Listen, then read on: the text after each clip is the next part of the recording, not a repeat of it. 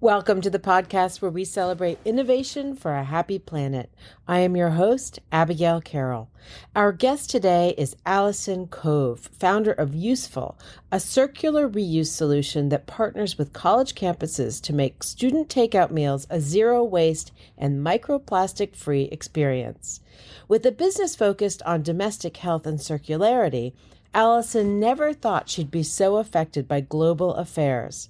She's navigated her burgeoning business through disruptions caused by a global pandemic, the war in Ukraine, and the constantly changing tariff schedules. Alison has shown resilience at every impact. Let's hear it from her. Welcome to the podcast, Alison. It's so great to be here and so great to see you again. I know. So we first met, I think it was maybe the spring of 2022. And you were pitching with See Ahead in Boston. And it seems like your company, USEFULL, has come a long way. I'm happy to hear that. It sounds like we've come a long way since 2022. We had just graduated from their Blue Swell incubator program, I think, when we met, or we were maybe about to graduate. So at USEFULL, we're really focused on solving a plastic problem. And it's a twofold problem. The one maybe that I care most about at this point is the human health component. When we eat or drink out of plastic, we're just essentially poisoning ourselves. We're putting microplastics into our bodies. And then the second piece of it is, of course, the waste and the environmental impact. So the waste can be everything as far downstream as the impact on the oceans to how that waste is handled, whether it be recycling or in the landfill or in the incinerator. All of it is using a lot of energy. And then how plastic gets its start is it's normal plastic is made out of petroleum products, whereas, quote, bioplastics are made out of essentially like, think ethanol, like not organic, but natural things. How is USEFULL going about solving this plastic problem? We have married our technology, which is tracking technology, with our stainless steel and silicone reusable takeout packaging. And we implement reuse systems on college campuses throughout the country. So how does that work? I'm a college student again, love to do that for a few days. Right. And I show up at the canteen and I'm hungry. What are my options today? So on college campuses today, they have a few different styles of eating. One is probably what you and I are most familiar with, which is called all you care to eat dining, which is a dining hall essentially. And many dining halls now offer takeout as an option. The other type of, quote, dining is retail. So your burger shops, your smoothie shops, coffee shops, whatever on campus. In any of these situations, you order your food as you normally would with USEFULL. So that could be in person. It could be on your phone, mobile ordering. Also crazy that you can mobile order your food on a college campus or, from a kiosk. And then your food is served to you in our reusable takeout packaging. It's checked out to you like a library book.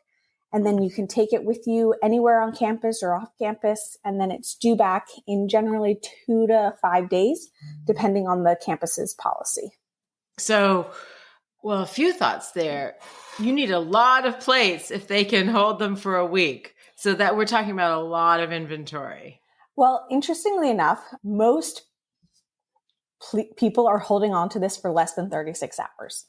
And in retail settings, we're seeing folks hold on to it for about 10 to 12 hours before they return it for dishwashing. So we actually need a lot less inventory than we originally thought. Yeah. And it really makes for an efficient system and process. That's amazing. Do you think the students are returning them because they are just excited about this recycling process, or they're recycling them because they stay in the backpack and they never get out and they're like, oh, I'm back at the dining hall and I have it handy? Well, we can come up with all sorts of, they're good people and they just want to return it.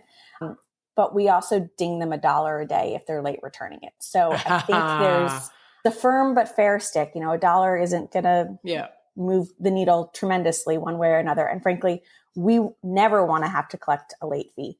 But it's enough of a stick to get these things returned on time. You can probably get a beer somewhere in a college campus for that $1 thing. So you also mentioned washing. So haven't college campuses kind of moved to paper and plastics to avoid the washing? Who does the washing? So on most of our college campuses, the campuses have the infrastructure to do their own dishwashing on campus. Yep. And whether that be in the commissary, in a specific dining hall, what those campuses have told us is it's actually increased the efficiency of their dish rooms. So historically, dish rooms have peaks and valleys in utilization. So super busy, after the lunch rush, after the dinner rush, but then really very little volume between the meal periods. And so they're then able to go and empty the return bins and have the dish room operating at a flat line, constant utilization throughout the course of the day. That's really very interesting. It's, again, a surprising finding that I wasn't expecting when I started all of this. And then we have other schools who have done the math to say it makes economic sense. We're saving so much money with this useful program that it makes sense for us to redesign our dish room and put in more efficient dishwashers and, better layout, all that sort of stuff. So it's great. And then for the campuses that don't have dishwashing infrastructure and aren't able to make a renovation or use a different building on campus, we do have some outsourced dishwashing partners that we can pair them up with in various geographies across the country. So it's stainless steel and silicone, right? Exactly. The base is stainless steel and then the lids are silicone. Beautiful. So how do you trace them? So on the bottom of each container, we have a unique QR code and a unique name. This is this cup that has my morning coffee in it is called the Noisy Pink Tick, which is appropriate for a tick, actually. So every cup or container has its own unique name, and you can see that on our app. So you can get notifications about each specific piece of inventory that you've checked out and when it's due back. And so is there a tracking device on it, or you just you don't know if it's on the top of a Ferris wheel somewhere in some park. You just know that it's not in the kitchen dishwasher. We know that it is either assigned to Abigail, it's assigned to Allison. Yeah. We know how long Abigail's holding on to it. We know if you're late returning it, all those sorts of things. And we know which return bin you returned it to, stats like that. It's such a simple idea, and yet I can just see how impactful this can be. Sometimes the simplest solutions are just make a lot of sense. Yeah. And, we're really just trying to change behavior and change culture on campus so that it's a campus of reuse. It's a campus moving towards zero waste. And it's a simple solution, but it does require behavior change, and it does require some, cultural shifts on a campus. But I think those are all in the sort of zeitgeist, right? I think these younger generations too have really been primed for this moment. Absolutely. And we've also had students say stuff like, this is an elevated takeout experience. My coffee is staying at the temperature that I want it to be for hours. My lunch is staying warm. Things aren't getting soggy. Those takeout containers that get soggy after 15 minutes of your food being in it. This stuff that we design and manufacture is double wall vacuum insulated. So it holds your food or drink at temperature for about 5 hours. Yeah. And it looks like that's something you could actually put in a backpack, whereas the recycled paper ones where they're trying to be good to the planet, that looks like a disaster waiting to happen if you threw that into a backpack. Absolutely. And we're actually rolling out right now a threaded bowl. So you could throw your soup even, or your ice cream. Wow. That sounds better to me, in your backpack as well. So where do you get these dishes manufactured? Can you do that here, or are you doing it abroad? We have issued a nationwide RFP to have things made here. Yeah. What I've learned is that's not possible. Yeah. All stainless steel that's made here is high-end aerospace or medical or an occasional car part, but not something like this. And the vacuum technology, so Literally, the factory hooks up a vacuum to the bottom of the cup, say, and sucks the air out between the two layers. And that isn't something we've been able to find in the US. So unfortunately, at this point, we are still importing inventory, but we would love for that to change. Yeah. However, it just doesn't exist today. So have the tariffs affected the cost of doing business for you? So the good news is we kind of saw this coming. So we brought over more inventory than we needed. And so we have a warehouse full essentially in Rhode Island right now. We are manufacturing a few new products. And we look at the news every day and see what's going to happen.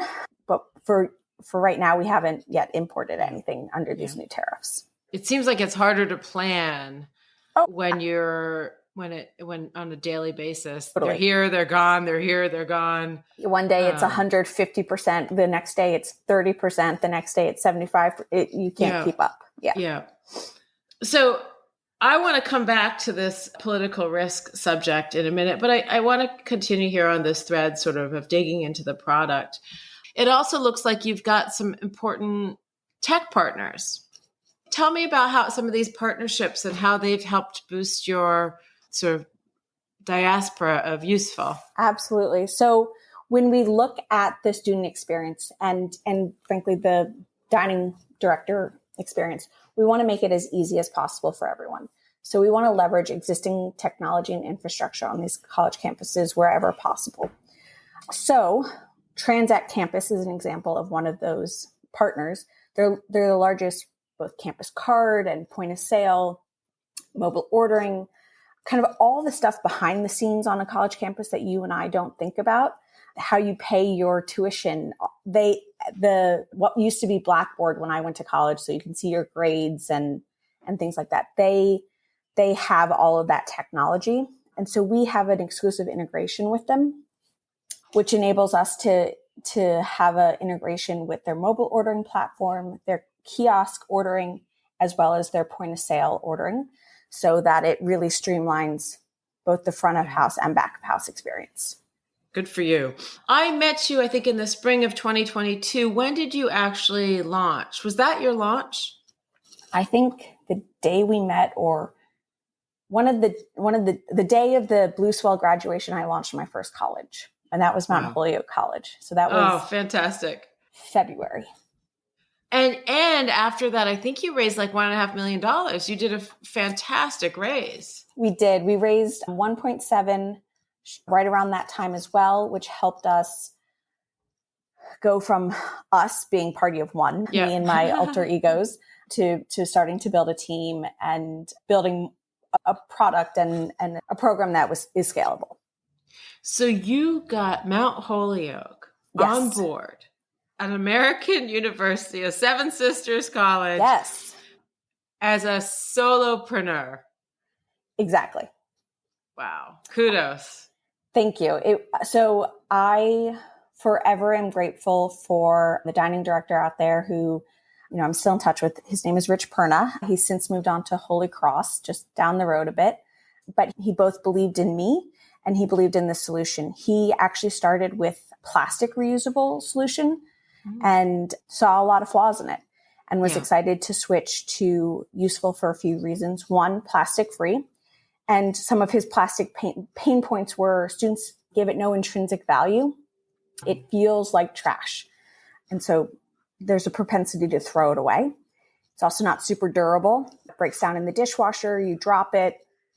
Things break with plastic.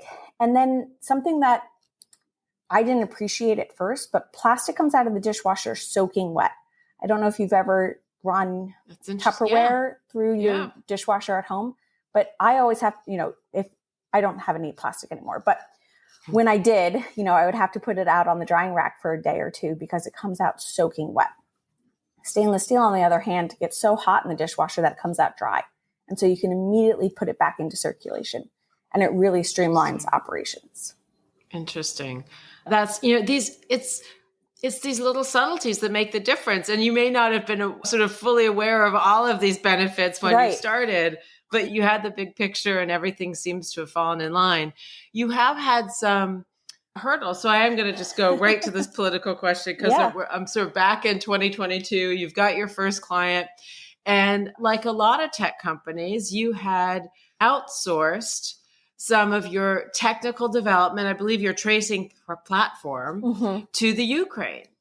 Right. So we work with a company called Fast CTO based here in Boston, and they have a network of developers throughout the world. But Igor, the founder of Fast CTO, has a big connection to Ukraine.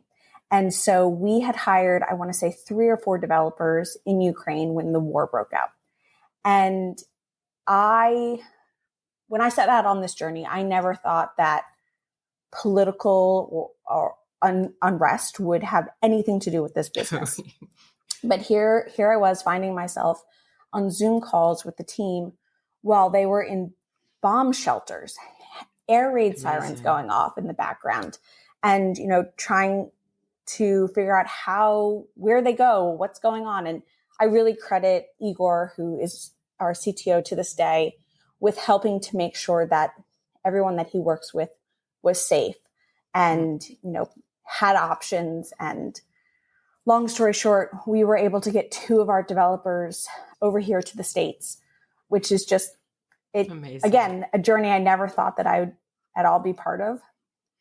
And again, credit Igor for helping to find those solutions and sponsor.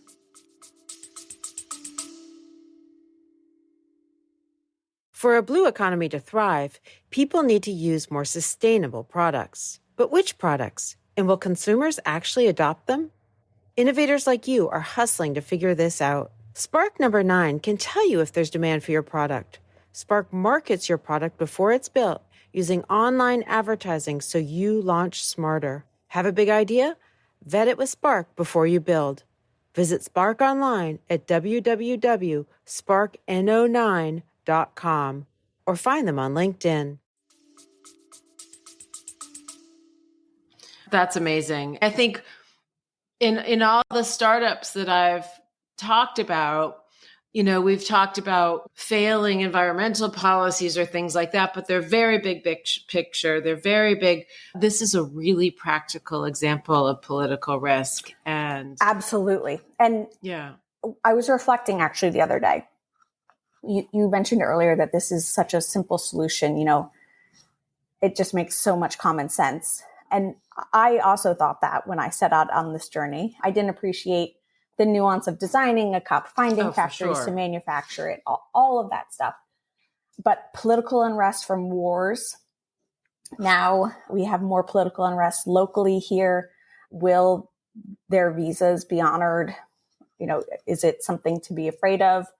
And then supply chain stuff. So you probably remember in 2022, we had big issues with getting stuff to this country. Shipping was all sorts of backed up. In Asia, certain factories would shut down at certain times to try and minimize exposure. So we're talking about COVID here. COVID, exactly. Yeah. So much supply chain disruption back then. And now to see it happening again now is, it's again, stuff I never thought that I would have to experience as an entrepreneur. Yeah, we are in a wild state of wild times right now. Absolutely. It's very unpredictable and it makes it really tough for these young startups to get off the ground and put their best foot forward. It's hard to plan. It's hard to have a strategy and be able to execute confidently. Yeah. Well, you've done an incredible job. So you've got schools kind of all around the country in Montana, Emory, I think, in Georgia. This is amazing. How did you come into this? Why reusable dining hall plates? Well, so a little bit about me is that I grew up on the water in the Chesapeake Bay. I'm a sailor. I'm a water rat. I love the ocean, and that's maybe my first love. And so from a very young age, I have been troubled by the state of the Chesapeake Bay, certainly. And then when I started sailing offshore, seeing balloons where they didn't belong. As I moved up here, I started going on walks on the beach and picking up trash from the beach you're in the most desolate part of Maine, for example. I remember being in Roke Island and picking up coffee cups off the beach. Roke, Maine is middle of nowhere. You can't get there from here. I don't think that's the correct accent, but I think it's can't get there from here. Exactly. And so that being an environmentalist has always been part of my core. And right after college, I went and worked at the EPA in their Ocean and Coastal Protection Unit before pivoting into management consulting. And when I started consulting more, I was ordering more takeout. I was eating lunch at my desk, ordering coffee from Starbucks in the morning. And I had this moment of self-reflection. Alison, consider yourself an environmentalist. You have a cabinet full of reusable things at home. Why does your desk look like this? And so my first pitch deck that I created was in 2013, where I was really focused on pitching to Starbucks because I was going there every morning for coffee. And it was the same people. They knew me. I didn't even have to say my name or my order. It was just pay and go. And so what kind of reuse system for these habitual customers could we create? So that was the first pitch deck that I created. I emailed Starbucks. It obviously went nowhere. But keep in mind, they're listening. Yeah, right. Keep in mind that in 2013, Uber wasn't really a thing yet, or Lyft. Right. In Boston, Hubway, the bike sharing, which is now Blue Bikes, was in its infancy. Zipcar kind of was having a heyday, but the whole shared economy hadn't yet really picked up. It was before its time. And so I slept on the idea until 2018. And in 2018, I went to a Boston Globe event with a whole bunch of angel investors. And so the premise there was you went table to table, quickly pitching your idea to angel investors. And at the end of the night, the angels say which idea is most promising. And so I went and they said my idea. And I had this kind of like, oh shit moment. I got to actually do this now. This is a glorified idea and nothing else. So from there, I started running pilots, like pilot reuse. I bought 200 bamboo cups that I thought for sure would be perfect. I worked with the cafe in the first floor of the building where I worked full-time upstairs, stood there from 6 a.m. till 8:30, onboarding pilot participants to see if the idea of reuse was something they were interested in, what the baristas cared about, kind of just understand. I had never worked in a cafe before, so understanding some of those dynamics. And while my first pilot only lasted 3 days because the cups were so terrible, it got me hooked. And I realized that there's something here that needs to be solved. And so I kept my focus on creating a solution for Boston while I was still working full time. So between 2018 and 2020, January 2020, we launched our now app and some stainless steel cups. We were in flower bakeries in Boston, Boston great. City Hall. We had, a bunch of cafes around town. We were on the front page of the Boston Globe in that January. And then by March, obviously, the rug got pulled out from under us. And that's when I had to pivot. Oh, wait, because of COVID. Because of COVID. Everything was shut down. And the last thing anyone wanted to talk about was reusing anything. Right. Germs. Yeah. So shut down for 6 months or longer and just try to figure out, what do I do now? Like, is this done? Are we not going anywhere? Are we sticking with cafes? What do we do? So it probably took me longer than it should have to pivot into higher education. And, now that I say all this, I think it was 2021 that we met. Anyway, doesn't matter. Possible. Yeah. that might make sense. Yeah. But long story short, the silver lining of COVID and shutting down and all of that was figuring that out, that higher ed was a good place for us to focus our attention.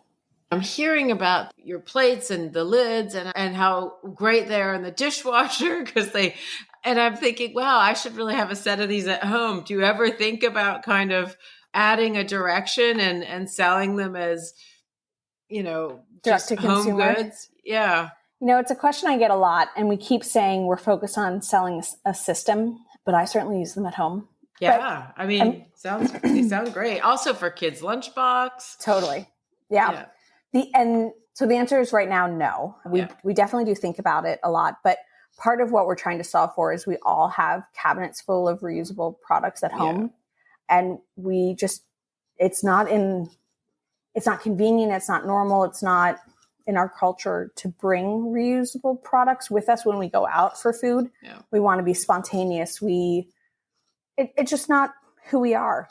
You'll have a bigger impact if you solve that problem than you will if you have just another product for home people. Exactly. So where are you in terms of your business now, and where do you want to be, in a few years? So we have about 20 or so campuses right now. We continue to scale them. So most of the time we start in residential dining, which is often like the smaller piece to implement. And then we scale it into retail as well, so that the campus can, over time, essentially remove all their single-use packaging from the campus. And then we obviously want to continue our impact across college campuses. So continuing to launch at additional schools and grow our impact over time at those schools is something we're really focused on. So do you have a sense of your impact? I believe last semester, I want to say we saved 1 million containers from landfill, essentially. In one semester? I believe so. I'll have to pull up the exact stats. But yeah, it's huge. It's pretty impactful. That is amazing.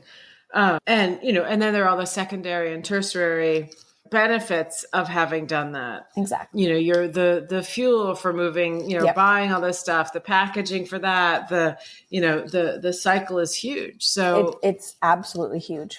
And we're also able to see how many times our containers are used.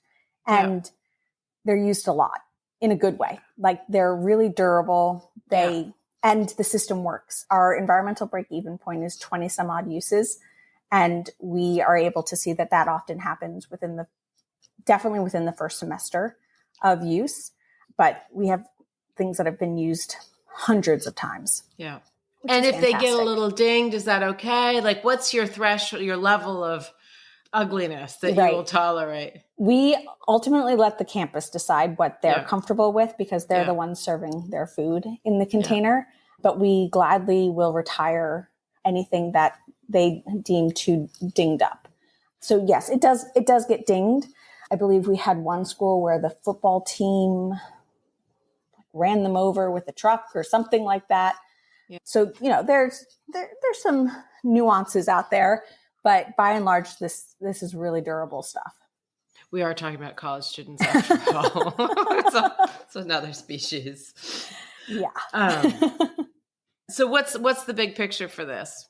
So within the near term, I want to grow this to, 300 college campuses is the number that I keep focusing on. There are about 4,000 campuses in the U.S. Yeah. And I would love to have a presence on 300 of them. In the near term. Yeah. And how long do you think that's going to take? I mean, I would love for it to be next year, but I think realistically, we're probably 5 or so years out from that point. Yeah. The good news is that I'm no longer the crazy person in the room talking about reuse and explaining why reuse matters. It's become more commonplace and people understand. So we're not starting at the basement level. We're at the ground level. A lot of the education we have to do is around why you need tech and tracking so that things actually come back, and why being plastic free is so important. You can't solve a plastic problem with more plastic. What are the, when I hear about it, I'm like, it's all benefit. What holds some universities back from just jumping in?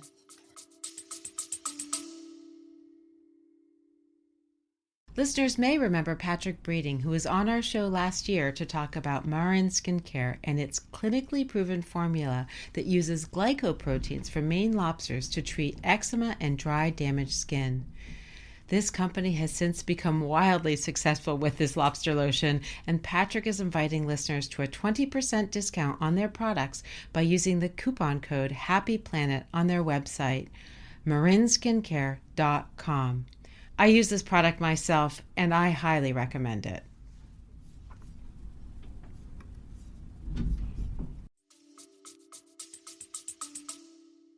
Change is hard. And I think it's a mental battle. Change is hard. And I think maybe also in this political climate, some folks think, just keep our heads down and try not to get noticed. And so I think there's a little bit of that going on too. This seems like the kind of thing we can all agree on, because actually the trad moms hate plastics. Yeah. There's a lot of reason for this to be a really bipartisan solution. I think this is apolitical. I think human health is apolitical. We should be making sure our college graduates are as healthy as they possibly can be and free of microplastics. Yeah. Microplastics are linked to everything from cancer to fertility to all sorts of issues that, you and I probably never thought of when we were drinking out of this stuff 20 years ago. Of course. And then at the same time, we're also saving campuses a lot of money. We have some campuses that save anywhere.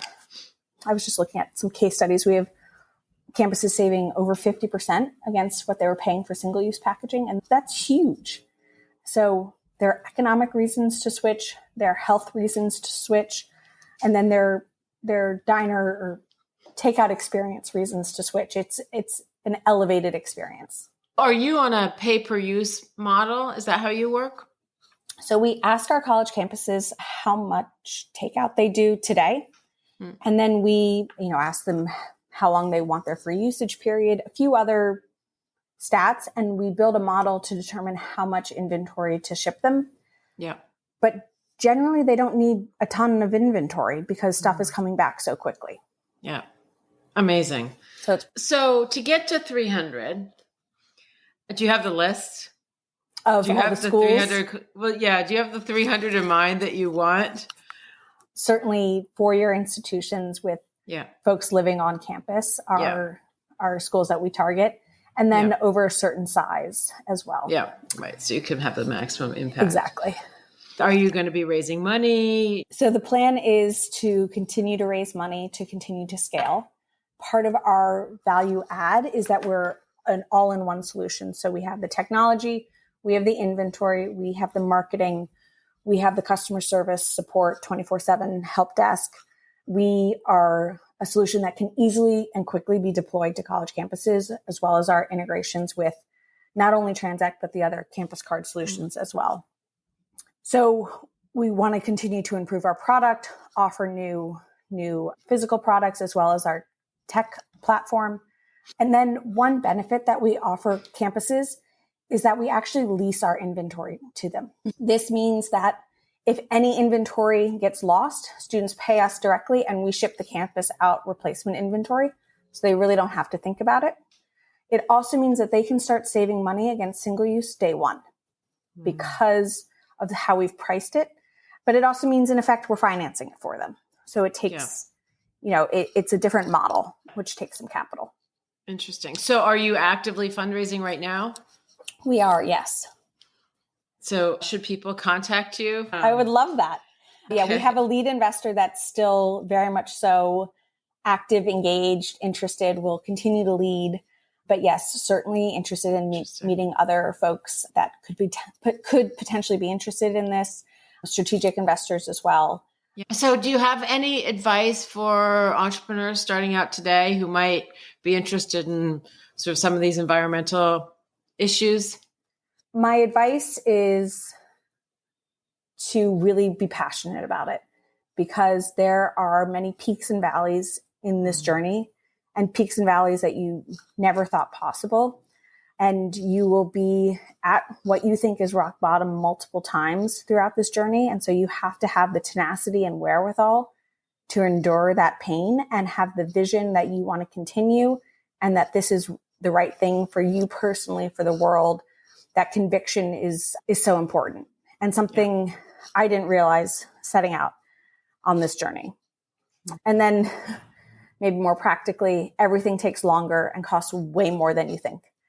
That's for sure. So I've been there. Well, I think those are really good things for entrepreneurs to hear today, because I think we're so used to instant gratification, so Right. many aspects of our lives. And we've created this mythology of the entrepreneur. And, there's some glory even in the valleys, but living through that valley and actually having an idea of the valley, the noble valley of the entrepreneur, they're really different things. And, absolutely. And they can be really painful, really isolating, really hard. And when you're responsible for the livelihoods of other people. Yep. Yeah. And when your clients are relying on you and, they believe people in the early stages are buying from a person and investing in a person.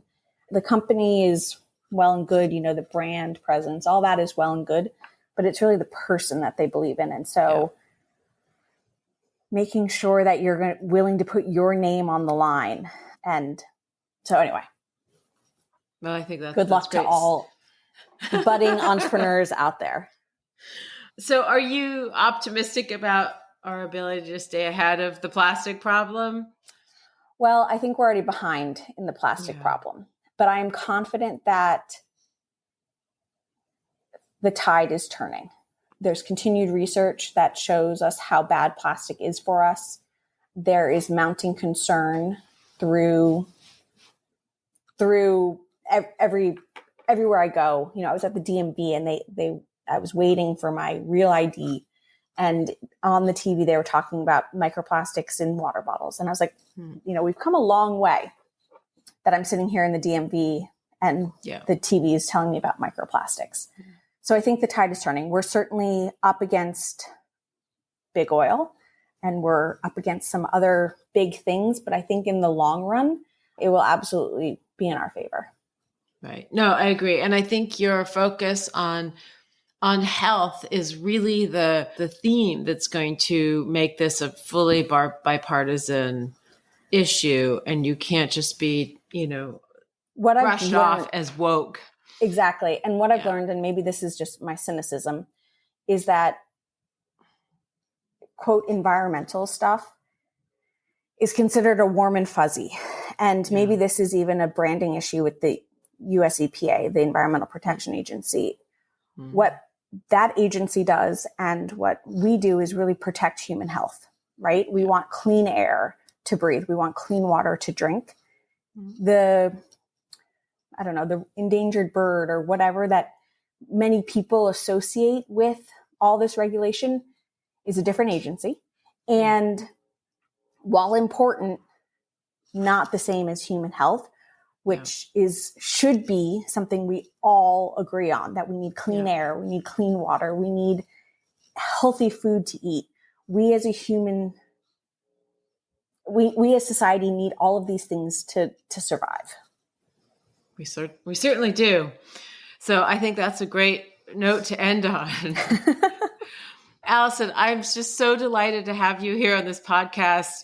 I've been watching your progress and with just an enormous respect for all that you've done. I wish you well on this continued journey, and I hope you get to 300 next year. Thank you. I appreciate it. And it's so good to see you. And thanks for having me on the podcast.